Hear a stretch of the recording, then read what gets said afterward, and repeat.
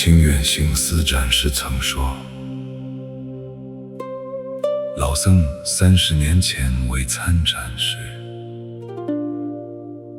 见山是山，见水是水，后来见山不是山，见水不是水，而今见山还是山，见水还是水。师父，山不就是山吗？为什么会变？山从未变过，孩子变的是看山的那双眼睛。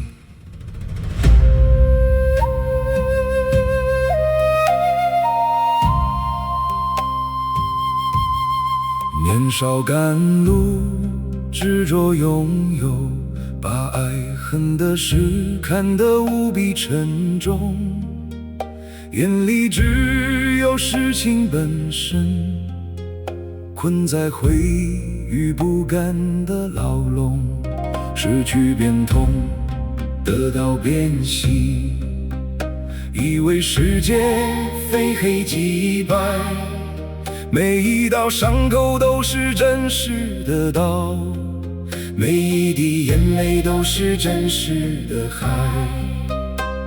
看山是山，看水是水，万般皆是思想，万般皆是执念。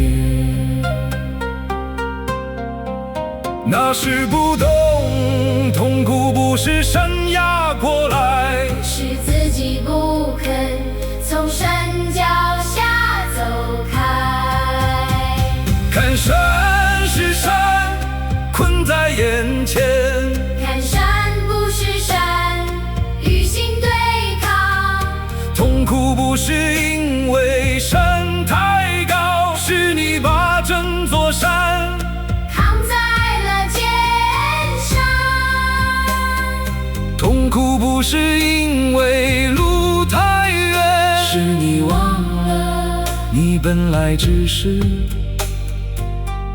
路过的旅人。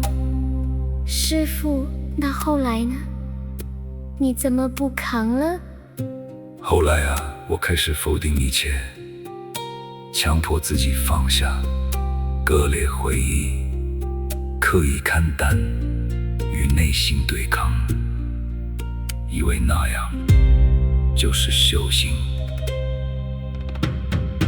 历经坎坷后开始反思，否定过往所有的坚持，强迫自己割裂回忆，刻意看淡每一段悲喜，告诉自己一切皆空，却在深夜里辗转难眠，嘴上说着不在乎，心里却翻涌着万千波澜。看山不是山，看水不是水，越对抗越沉重，越压抑越崩溃。师父，那你现在呢？山到底是什么？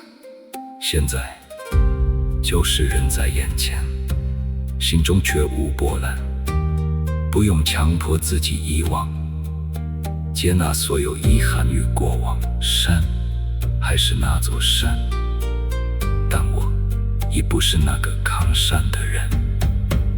感恩每一次执着，感恩感恩每一次对抗，让我走到这最后的释然。看山还是山，看水还是水，不用强迫遗忘，不必刻意看淡，经历世事依旧温柔，万物如常，心却自在。世间所有的执着与对抗，都是在将我们推向